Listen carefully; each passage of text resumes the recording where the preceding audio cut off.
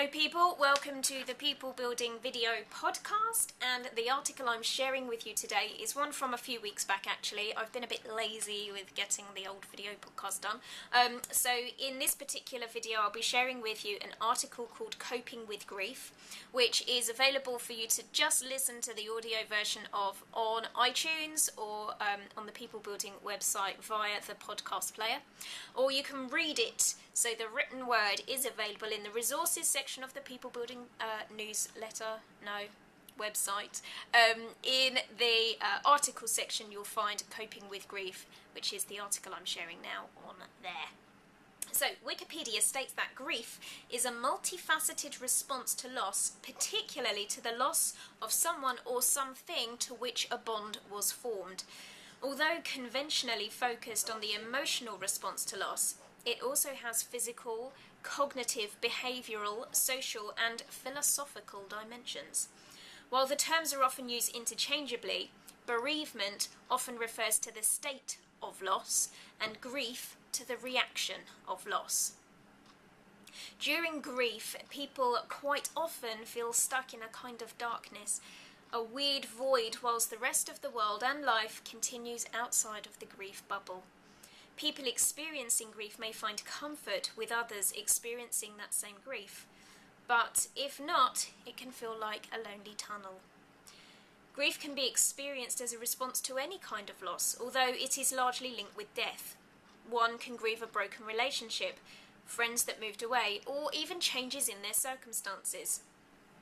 When I was 18, my first car, an orange Mini, was hit by a petrol tanker with me in it.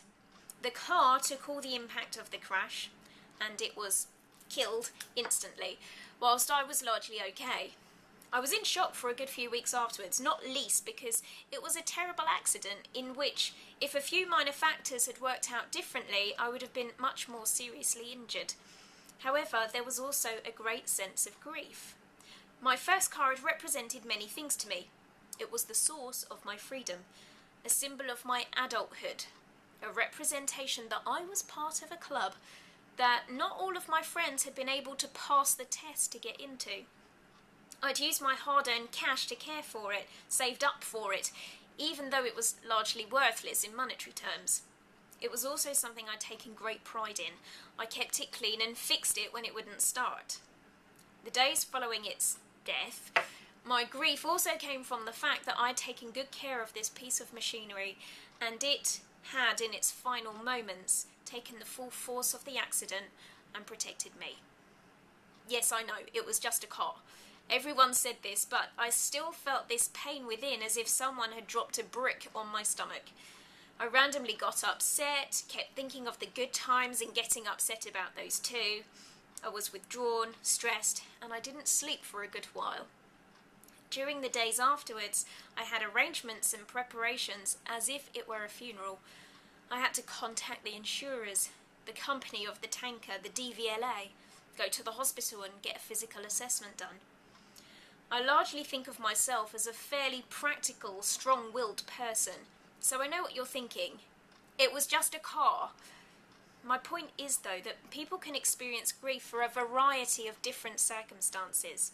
There will be common themes to all grief, but everyone will react in their own personal way. Everyone, too, will find comfort in different ways. Here are some of what worked for me. Sort stuff. It helped me get through the technical parts of the process as fast as possible. So the sorting bits of paper, clearing out of belongings and putting those into a new home all helped me. Gather the memories that are important to keep. This doesn't necessarily mean only positive memories. For example, my old Mini had the petrol cap stolen, and it was a real pain as I was scared to drive without the petrol cap on. But I had to drive it to go and get a new one. Some years later, my mum had all the trees from her house cut down, and in amongst the branches, guess what she found? My old petrol cap. I've kept it because whenever I have a harebrained idea about one day getting a classic car, it reminds me that my old car, despite how much I loved it, was insecure and often vandalised. Remembering, and not just remembering the good stuff, can be important if you are grieving a relationship breakup. It can remind you that it wasn't wonderful all of the time, and means you will only have to grieve the relationship and not the person that you split up with as well. Remember that the pain goes. Although there will be good days and bad, generally over time the pain goes and you start to feel, become and act more normal once again. You'll take as much time as right for you, and even though in the future you may look back and still feel the sadness, you will get better. So do go check that article out if you would like to see the written version and the comments that came in underneath. In fact, there was a lovely comment from Phil who said, I have counselled mainly friends and friends of friends in this area of bereavement on and off for over 18 years. Each case is unique and the bereavement time frame is very individual. Although after the initial period, the next round of deep emotional phase often rears its head 12 to 14 months later for no apparent reason. The point is, when this happens, just accept it, rather than trying to think of the reasons why it shouldn't happen now, because it will compound the magnitude of the grief. Using reframing is a good technique, as well as getting the person to talk and empty their guts.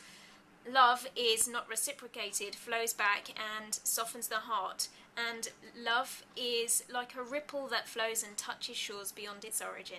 Best wishes from Phil. So yeah, really nice actually. That I did leave that one a couple of weeks before sharing it with you, because being able to share the great comments that we get in on those articles is just as special as the article itself. Thank you for listening, and I will speak to you all again very soon. Bye for now.